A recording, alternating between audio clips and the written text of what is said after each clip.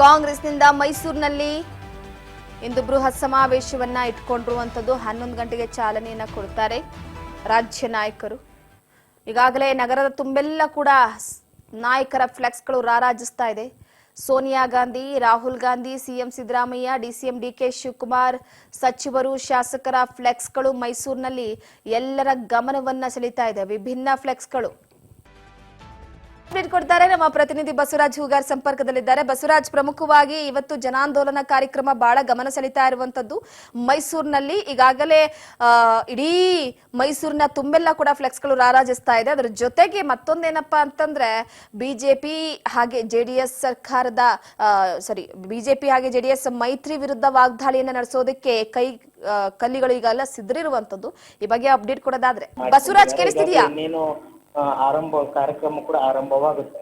ಈ ಒಂದು ಕಾರ್ಯಕ್ರಮದಲ್ಲಿ ಪ್ರಮುಖವಾಗಿ ಬಿಜೆಪಿ ಮತ್ತು ಜೆಡಿಎಸ್ ನ ಒಂದಿಷ್ಟು ಏನು ಆರೋಪಗಳು ಈಗ ಮೂಢ ಹಗರಣಕ್ಕೆ ವಿಚಾರಕ್ಕೆ ಸಂಬಂಧಪಟ್ಟಂತೆ ಏನ್ ಮಾಡಿದ್ದಾರೆ, ಅವುಗಳೆಲ್ಲವಕ್ಕೂ ಕೂಡ ಒಂದು ದಾಖಲಿತ ಉತ್ತರ ಕೊಡಬೇಕು ಅನ್ನುವಂತ ನಿಟ್ಟಿನಲ್ಲಿ ಕಾಂಗ್ರೆಸ್ ಪಕ್ಷದ ನಾಯಕರು ಸಿದ್ಧತೆ ಮಾಡಿಕೊಂಡಿದ್ದಾರೆ.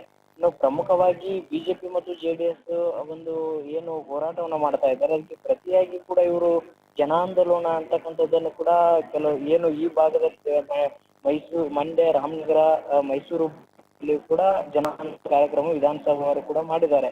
ಅದಾಗೂ ಕೂಡ ಇವತ್ತು ದೊಡ್ಡ ಮಟ್ಟದ ಒಂದು ಜನಾಂದೋಲನ ಸಭೆಯನ್ನು ಕೂಡ ಆಯೋಜನೆ ಮಾಡಿಕೊಂಡಿದ್ದಾರೆ. ಅದರಲ್ಲಿ ಪ್ರಮುಖವಾಗಿ ಈಗಾಗಲೇ ಬಿಜೆಪಿ ಸರ್ಕಾರದ ಅವಧಿಯಲ್ಲಿ ಆಗಿರ್ತಕ್ಕಂತ ಭ್ರಷ್ಟಾಚಾರಗಳನ್ನಾಗಿರ್ಬೋದು, ಕೆಲವೊಂದಿಷ್ಟು ಪ್ರಕರಣಗಳು ಏನಿದಾವೆ, ಆ ಒಂದು ಪ್ರಕರಣ 30ಕ್ಕೂ ಹೆಚ್ಚು ಪ್ರಕರಣಗಳು ಏನಿದಾವೆ, ಆ ಪ್ರಕರಣಗಳನ್ನು ಕೂಡ ಸಾಕಷ್ಟು ಒಂದ್ ಕಡೆ ಹಗರಣಗಳಾಗಿರ್ತಕ್ಕಂಥದ್ದನ್ನು ಕೂಡ ಪ್ರತಿಯೊಂದನ್ನು ಕೂಡ ಎಳೆಯಾಗಿ ಬಿಚ್ಚಿಡುವಂತ ಪ್ರಯತ್ನಕ್ಕೆ ಕಾಂಗ್ರೆಸ್ ಪಕ್ಷದ ನಾಯಕರು ಮುಂದಾಗಿರುವಂತದ್ದು.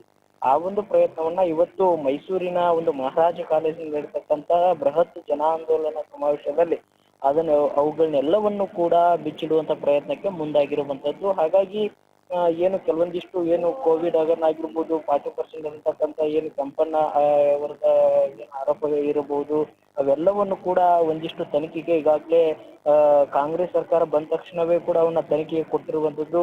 ಅವುಗಳನ್ನೆಲ್ಲವನ್ನು ಕೂಡ ಅದರ ತನಿಖೆ ಹಂತ ಏನಾಗಿದೆ, ಮತ್ತೆ ಯಾರೆಲ್ಲ ಅದರಲ್ಲಿ ಭಾಗಿಯಾಗಿದ್ರು ಅನ್ನುವಂಥದ್ದನ್ನು ಕೂಡ ಎಲ್ಲವನ್ನು ಕೂಡ ಜನರಿಗೆ ನಾವು ಗೊತ್ತುಪಡಿಸ್ತೀವಿ. ಜನರಿಗೂ ಕೂಡ ಏನು ಬಿಜೆಪಿ ಮತ್ತು ಜೆಡಿಎಸ್ ನಾಯಕರು ಯಾವ ರೀತಿಯಾಗಿ ಆರೋಪನ ಇಟ್ಟುಕೊಂಡು ಹೋರಾಟನ ಮಾಡ್ತಾ ಇದ್ದಾರೆ, ಯಾವುದೇ ರೀತಿ ದಾಖಲೆಗಳಿಲ್ಲ ಅವ್ರ ಬಳಿ. ವಿಜೇಂದ್ರ ಅವರು ಕೂಡ ಆರೋಪ ಮಾಡ್ತಾರೆ, ಕುಮಾರಸ್ವಾಮಿ ಅವರು ಕೂಡ ಆರೋಪ ಮಾಡ್ತಾರೆ. ಆದ್ರೆ ಯಾವುದೇ ರೀತಿ ಅದಕ್ಕೆ ಸಂಬಂಧಪಟ್ಟಂತ ಆರೋಪಗಳಿಗೆ ದಾಖಲೆನೇ ಇಲ್ಲ.